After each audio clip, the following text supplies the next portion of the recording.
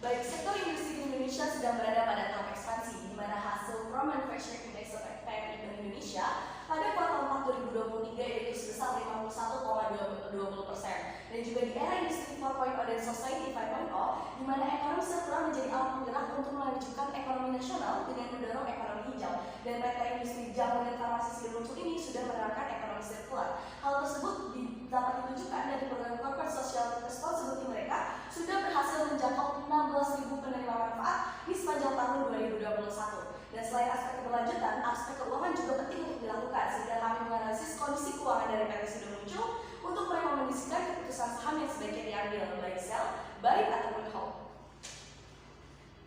Berikutnya kita akan mengetahui profil bisnis dari Sido sendiri, yang mana IPO pada tanggal 18 Desember 2013 dengan memiliki 3 segmentasi pasar yang dikuasai atau didominasi oleh jamu herbal dan suplemen 66%, F&B 31%, dan paket farmasi sebesar 3%. Berikutnya kita juga akan mengetahui bagaimana kondisi ekonomi global dan kondisi ekonomi lokal, yang mana diprediksi pertumbuhan ekonomi global ada pada 3,1%, yang mana hal tersebut lebih kecil dibandingkan pertumbuhan ekonomi tahun 2023. Untuk faktor pertumbuhan ekonomi Indonesia pada tahun 2023 ada pada 5,05% dengan daya beli masyarakat yang bertumbuh sebesar 4,82%. Hal ini tentu didorong oleh laju inflasi Indonesia yang bisa kita lihat di sini mengalami laju inflasi yang terkendali kurang dari 6% pada tahun 2020 hingga Februari 2024. Baik, selanjutnya yaitu jenjang industri dan posisi persaingan, yaitu PT Sidomuncul masuk ke dalam industri kimia, farmasi, dan obat tradisional yang sudah menyumbang hingga 6,4% PDB Indonesia pada triwulan ketiga tahun 2023. Dan sektor ini juga menempati urutan ke-8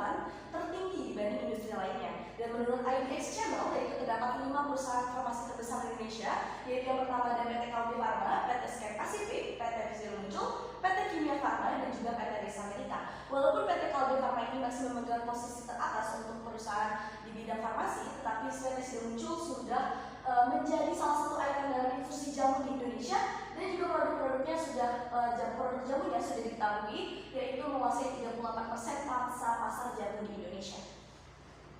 Berikutnya kita akan menganalisis fundamental dari keuangan Sido sendiri. Yang pertama ada liquidity ratio, yang di dalamnya terdapat 3 ratio, dan kita bisa lihat di sini adanya penurunan drastis pada liquidity ratio pada tahun 2022 namun kembali bangkit sedikit pada tahun 2023. Hal ini tentu hal yang bisa dibilang mengkhawatirkan. Berikutnya kita akan menonton leverage ratio, di mana kita lihat di sini adalah cenderung lebih stabil dibandingkan liquidity ratio yang sebelumnya. Dan berikutnya kita akan menuju ini activity ratio, yang mana kita bisa lihat di sini ada inventory turnover yang cenderung lebih sangat terjun bebas, yang mana mungkin harus kita perhatikan bersama mengenai kekhawatiran dari activity ratio ini dari inventory turnover yang ada.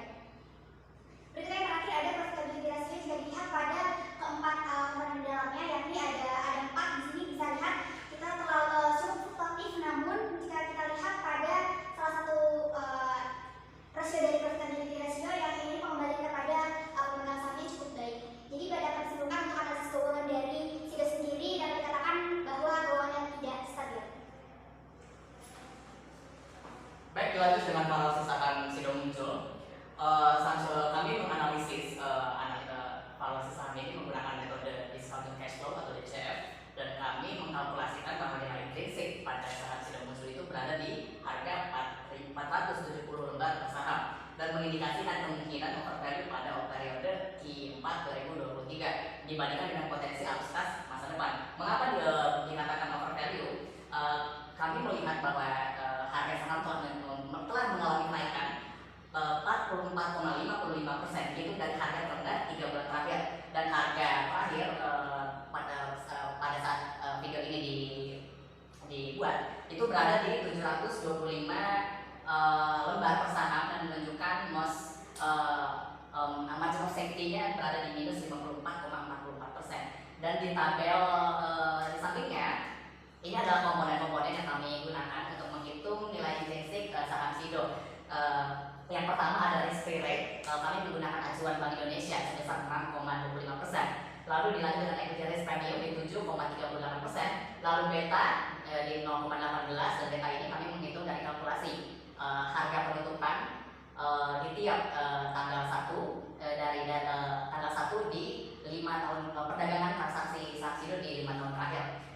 dari 1 Januari 2019 hingga 1 April 2024. Lalu dilanjut dengan cost of equity di 7,26%, pre-tax cost of debt di 7,66%, tax rate atau corporate tax rate berada di 22%, after tax cost of debt di 5,97%, WACC di 2,87%, dan terminal growth ada di 2%. Itu terminal growth yang kami harapkan. Baik, dilanjut dengan resiko investasi. Kami juga menganalisis resiko investasi yang kami bagi menjadi 3 bagian, yaitu ada operational risk, market risk, dan juga ada political risk. Di mana dari operational risk sendiri terhadap 3 resiko investasi, yaitu yang pertama adalah supply chain, aggressive research and development, dan juga labor environment. Dan market risk terdapat 3 resiko investasi juga, yaitu ada trade of change rates, inflation, dan juga technological advancement. Dan terakhir adalah political risk, yaitu tax environment, dan juga government regulation. Baik, selanjutnya yaitu tata kelola perusahaan. PT Sido Muncul sendiri juga sudah menerapkan Good Corporate Governance atau GCG yang dapat dilihat dari memiliki komisaris independen yang tidak terhubung dengan hubungan keluarga, kepengurusan, dan juga kepemilikan saham. Selain itu, PT Sido Muncul ini juga memiliki komite audit yang juga diseleksi dengan ketat sehingga bisa dilihat dari integrasi dan transparansitasnya. Dan terakhir juga PT Sido Muncul ini menerapkan prinsip-prinsip terbaru yang dituangkan dalam Undang-Undang Umum Governance Corporate Indonesia atau PUGKI. Berikutnya kita akan mengetahui bagaimana keberlanjutan dari Sido ini, yang mana Sido memiliki program keberlanjutan yang yakni itu harmonis selaras dengan alam dengan salah satu pilarnya yakni inklusivitas dalam berbisnis.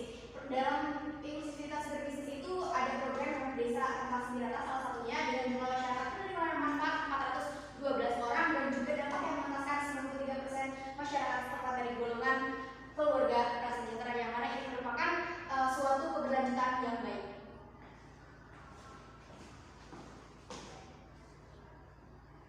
Baik, ini adalah 3 kesimpulan yang dapat kita dapat dan kita harapkan. Yang pertama, saham Sido ini atau emiten ini, yang pertama itu memiliki profil bisnis yang kuat, yang dimana saham Sido ini atau perusahaan Sido ini telah berdiri sejak lama di Indonesia dan termasuk perusahaan yang mapan. Lalu yang kedua itu saham Sido ini sendiri diperdagangkan diperdagangkannya ini overvalue dibandingkan dengan nilai intrinsiknya. Lalu yang ketiga ada komitmen terhadap keberlanjutan.